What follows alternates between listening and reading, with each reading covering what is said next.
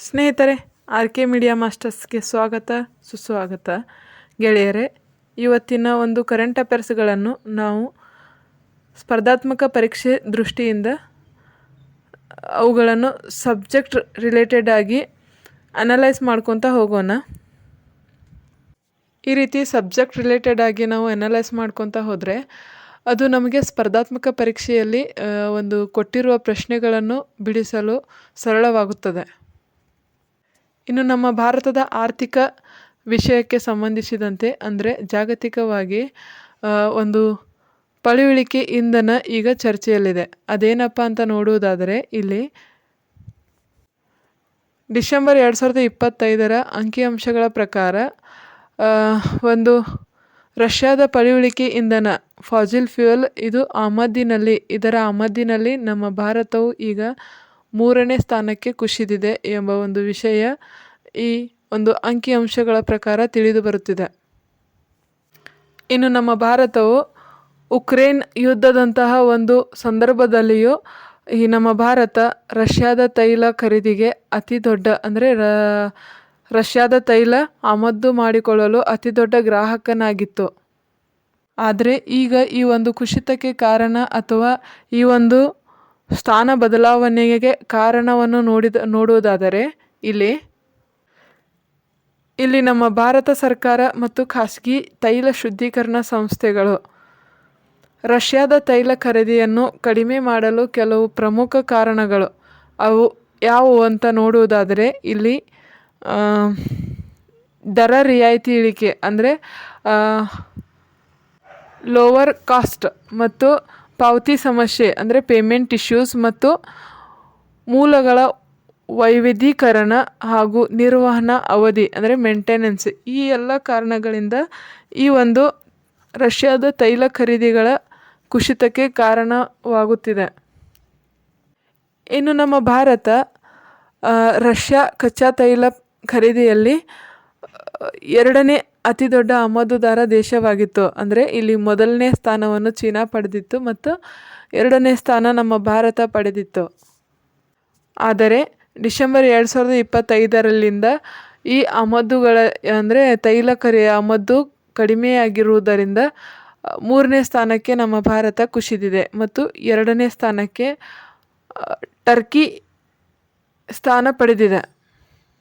ಇನ್ನು ರಷ್ಯಾದ ತೈಲ ಖರೀದಿಯಲ್ಲಿ ಚೀನಾ 1ನೇ ಸ್ಥಾನವನ್ನು ಮುಂದುವರಿಸಿದೆ. ಇನ್ನು ಈ ತೈಲ ಖರೀದಿಯಿಂದಾಗಿ ಭಾರತದ ಆರ್ಥಿಕತೆಯ ಮೇಲೆ ಹೇಗೆ ಪರಿಣಾಮ ಬೀರುತ್ತಿತ್ತು ಅಂತ ನೋಡುವುದಾದರೆ ಇಲ್ಲಿ ನಮ್ಮ ಭಾರತದ ಹಣದುಬ್ಬರ ನಿಯಂತ್ರಣ ಅಂದರೆ ರಷ್ಯಾದಿಂದ ಅಗ್ಗದ ದರದಲ್ಲಿ ಒಂದು ತೈಲ ಸಿಗುತ್ತಿದ್ದಾಗ ಭಾರತಕ್ಕೆ ಹಣದುಬ್ಬರವನ್ನು ಅಂದರೆ ಇನ್ಫ್ಲೇಷನನ್ನು ನಿಯಂತ್ರಿಸಲು ಸುಲಭವಾಗುತ್ತಿತ್ತು. ಆದರೆ ಈಗ ಈ ಒಂದು ತೈಲ ಬೆಲೆ ಹೆಚ್ಚುತ್ತಿರುವುದರಿಂದ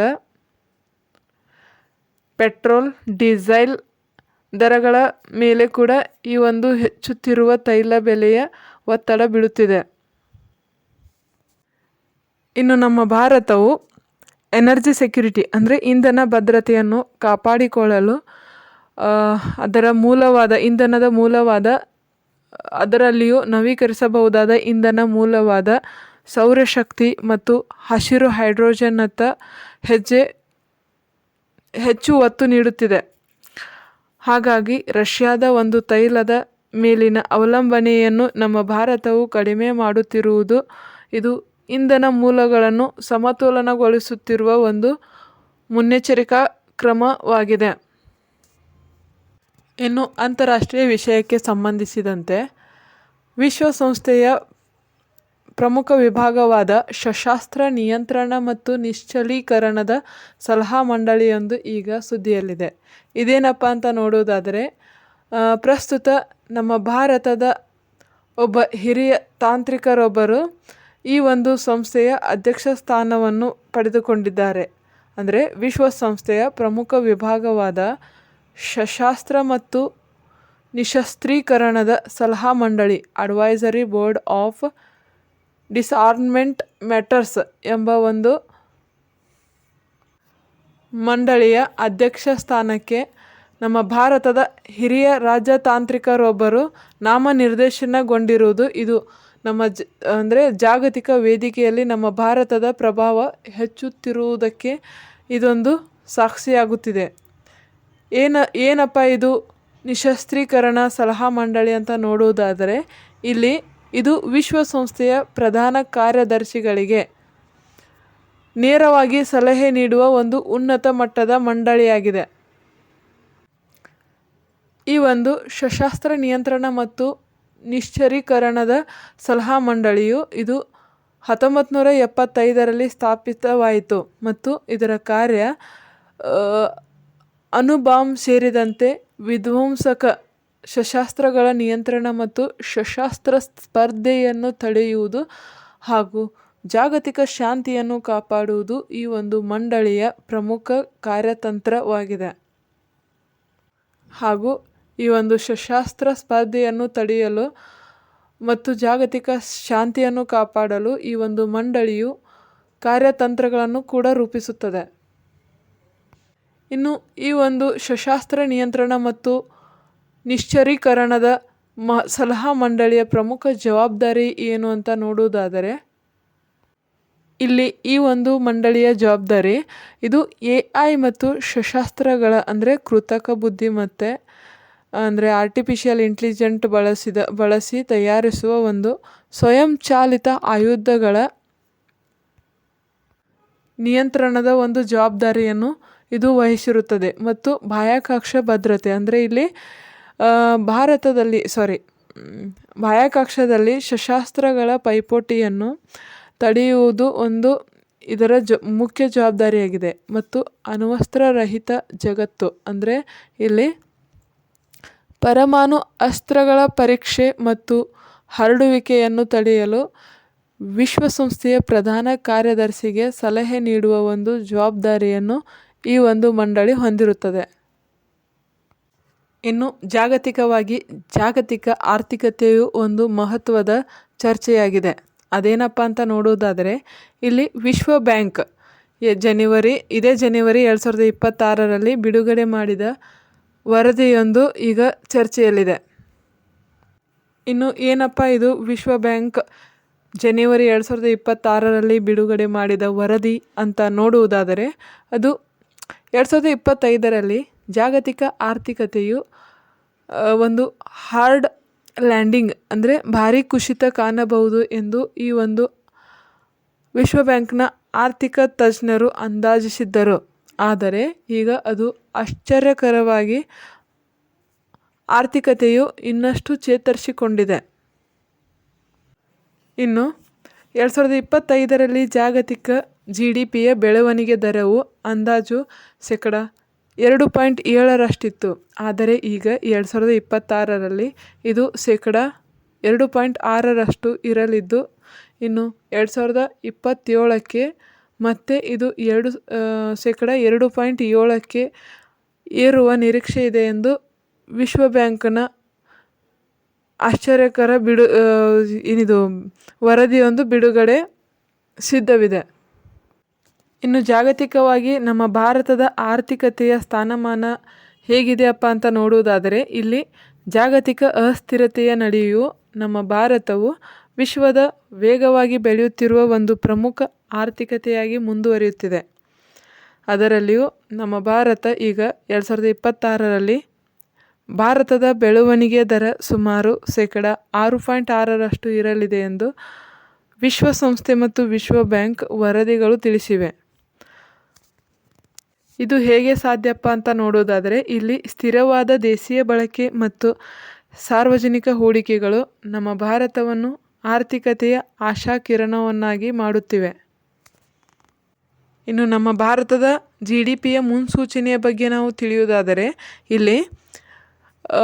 ಜಾಗತಿಕವಾಗಿ ಆರ್ಥಿಕ ಮಂದಗತಿಯಿದ್ದರೂ ನಮ್ಮ ಭಾರತವು ಜಾಗತಿಕವಾಗಿ ಆರ್ಥಿಕ ಮಂದಗತಿಯಿದ್ದರೂ ಪ್ರಸ್ತುತ ಭಾರತವು ವಿಶ್ವದ ವೇಗವಾಗಿ ಬೆಳೆಯುತ್ತಿರುವ ಒಂದು ಪ್ರಮುಖ ಆರ್ಥಿಕತೆಯೆಂದು ಬೆಳವಣಿಗೆಯತ್ತ ಆರ್ಥಿಕತೆ ಸಾಗುತ್ತಿದೆ. ಇನ್ನು ನಮ್ಮ ಭಾರತದ ಬೆಳವಣಿಗೆ ದರ ಜಾಗತಿಕವಾಗಿ ಭಾರತದ ಬೆಳವಣಿಗೆ ದರ ಬಗ್ಗೆ ನೋಡುವುದಾದರೆ, 2025-26ರಂತೆ ನಮ್ಮ ಭಾರತದ ಬೆಳವಣಿಗೆ ದರವು 6.6% ಎಂಬ ಬೆಳವಣಿಗೆಯನ್ನು ವಿಶ್ವ ಬ್ಯಾಂಕ್ ಮುನ್ಸೂಚಿಸಿತ್ತು. ಅದೇ ರೀತಿ ಇನ್ನು 2026-27ಕ್ಕೆ 6.7ಕ್ಕೆ ಏರಲಿದೆ ಎಂದು ನಿರೀಕ್ಷೆ ಇದೆ. ಇನ್ನು ಈ ಒಂದು ಬೆಳವಣಿಗೆಗೆ ಪ್ರಮುಖ ಕಾರಣಗಳು ಏನಪ್ಪ ಅಂತ ನೋಡುವುದಾದರೆ, ಇಲ್ಲಿ ಸಾರ್ವಜನಿಕ ಹೂಡಿಕೆ, ಇಲ್ಲಿ ಸರ್ಕಾರಗಳು ಮೂಲಸೌಕರ್ಯ ಅಂದರೆ ರಸ್ತೆ, ರೈಲ್ವೆ ಮತ್ತು ಅಭಿವೃದ್ಧಿಗೆ ನೀಡುತ್ತಿರುವ ಒಂದು ಹೆಚ್ಚಿನ ಆದ್ಯತೆ, ಇವೆಲ್ಲವೂ ಈ ನಮ್ಮ ಭಾರತದ ಜಾಗತಿಕ ಆರ್ಥಿಕತೆ ಬೆಳವಣಿಗೆಗೆ ಕಾರಣವಾಗುತ್ತದೆ. ಅದೇ ರೀತಿ ಇಲ್ಲಿ ಸ್ಥಿರವಾದ ಸೇವಾ ವಲಯ ಕೂಡ ಅತಿ ಮಹತ್ವ ಪಡೆದಿದೆ. ಅಂದರೆ IT ಮತ್ತು ಹಣಕಾಸು ಸೇವೆಗಳ ರಫ್ತಿನ ಸ್ಥಿರತೆ, ಇವೆಲ್ಲವೂ ಕೂಡ ಈ ಒಂದು ಆರ್ಥಿಕ ಬೆಳವಣಿಗೆಗೆ ಕಾರಣವಾಗುತ್ತಿವೆ. ಅದೇ ರೀತಿ ಈ ಒಂದು ನಮ್ಮ ಖಾಸಗಿ ವಲಯವು ಅಂದರೆ ಖಾಸಗಿ ಬಳಕೆಯು ಕೂಡ ಒಂದು ಆರ್ಥಿಕ ಬೆಳವಣಿಗೆಗೆ ಬೂಸ್ಟ್ ನೀಡುತ್ತದೆ. ಹೇಗಪ್ಪ ಅಂದರೆ ಜನರ ಖರೀದಿ ಸಾಮರ್ಥ್ಯ ಮತ್ತು ಬೇಡಿಕೆಯಲ್ಲಿನ ಸುಧಾರಣೆ ಇತ್ತೀಚೆಗೆ ಹೆಚ್ಚಾಗುತ್ತಿರುವುದರಿಂದ, ಅದರಲ್ಲಿಯೂ ಮಧ್ಯಮ ವರ್ಗದವರು ಮತ್ತು ಶ್ರೀಮಂತರ ಬೇಡಿಕೆಗಳು ಈಗ ಹೆಚ್ಚಾಗುತ್ತಿರುವುದರಿಂದ ಈ ಒಂದು ಖಾಸಗಿ ಬಳಕೆಯಿಂದಾಗಿಯೂ ನಮ್ಮ ಭಾರತದ ಬೆಳವಣಿಗೆ, ಆರ್ಥಿಕ ಬೆಳವಣಿಗೆ ಹೊಂದಲು ಕಾರಣವಾಗುತ್ತಿದೆ. ಅದೇ ರೀತಿ ನಮ್ಮ ಭಾರತವು ಮುಂಬರುವ ಅಂದರೆ 2030ರ ವೇಳೆಗೆ $5 ಟ್ರಿಲಿಯನ್ ಆರ್ಥಿಕತೆಯಾಗುವ ಒಂದು ಗುರಿಯನ್ನು ಹೊಂದಿದೆ. ಇನ್ನು ಸೈನ್ಸ್ಗೆ ಸಂಬಂಧಿಸಿದ ಗರ್ಭಕಂಟಕ ಕ್ಯಾನ್ಸರ್ ಒಂದು ಈಗ ಚರ್ಚೆಯಲ್ಲಿದೆ. ಏನಿದು ಗರ್ಭ ಕ್ಯಾನ್ಸರ್ ಅಂತ ನೋಡುವುದಾದರೆ, ಇದನ್ನು ಮುಂದಿನ ಒಂದು ವಿಡಿಯೋದಲ್ಲಿ ನಾನು ವಿಸ್ತಾರವಾಗಿ ತಿಳಿಸುತ್ತೇನೆ. ಆದರೆ ಈ ಒಂದು ವಿಡಿಯೋದಲ್ಲಿ ಗರ್ಭಕಂಟಕ ಕ್ಯಾನ್ಸರ್ ಯಾಕೆ ಚರ್ಚೆಯಲ್ಲಿದೆ ಅಂತ ತಿಳಿದುಕೊಳ್ಳುವ ಒಂದು ಪ್ರಯತ್ನ ಮಾಡೋಣ. ಇನ್ನು ನಮ್ಮ ಭಾರತದಲ್ಲಿ ಗರ್ಭಕಂಟಕ ಕ್ಯಾನ್ಸರ್, ಸರ್ವಿಕಲ್ ಕ್ಯಾನ್ಸರ್ ವಿರುದ್ಧ ಹೋರಾಟಕ್ಕೆ ಅಂದರೆ ಗರ್ಭಕಂಟಕ ಕ್ಯಾನ್ಸರ್ ವಿರುದ್ಧದ ಹೋರಾಟಕ್ಕೆ ಈಗ ಸ್ವೀಡನ್ನ ಇತ್ತೀಚಿನ ಅಧ್ಯಯನದ ವರದಿಯೊಂದು ಹೊಸ ಭರವಸೆ ಮತ್ತು ವೇಗವನ್ನು ನೀಡುತ್ತಿದೆ. ಏನಪ್ಪ ಇದು ಅಂತ ನೋಡುವುದಾದರೆ, ಇಲ್ಲಿ ಭಾರತವು ಶಾಲೆಗಳ ಮೂಲಕ ದೇಶದಾದ್ಯಂತ HPV ಅಂದರೆ ಹ್ಯೂಮನ್ ಪಾಪ್ಯುಲೋಮಾ ವೈರಸ್ ಎಂಬ ಲಸಿಕೆ ಅಭಿಯಾನವನ್ನು ಜಾರಿಗೆ ತರಲು ಯೋಚಿಸುತ್ತಿರುವುದು. ಈ ಒಂದು ಸಮಯದಲ್ಲಿ ಸ್ವೀಡನ್ನ ಸಂಶೋಧನಾ ಫಲಿತಾಂಶಗಳು ಅತ್ಯಂತ ಮಹತ್ವವಾಗಿವೆ. ಇನ್ನು ಈ ಒಂದು ಗರ್ಭಕಂಟಕ ಕ್ಯಾನ್ಸರನ್ನು ತಡೆಯಲು ಚಿಕ್ಕ ವಯಸ್ಸಿನಲ್ಲಿಯೇ ಅಂದರೆ 17 ವರ್ಷಕ್ಕಿಂತ ಕಡಿಮೆ ವಯಸ್ಸಿನ 17 ವರ್ಷಕ್ಕಿಂತ ಮೊದಲೇ HPV ಅಂದರೆ ಹ್ಯೂಮನ್ ಪಾಪ್ಯುಲೋಮಾ ವೈರಸ್ ಎಂಬ ಲಸಿಕೆಯನ್ನು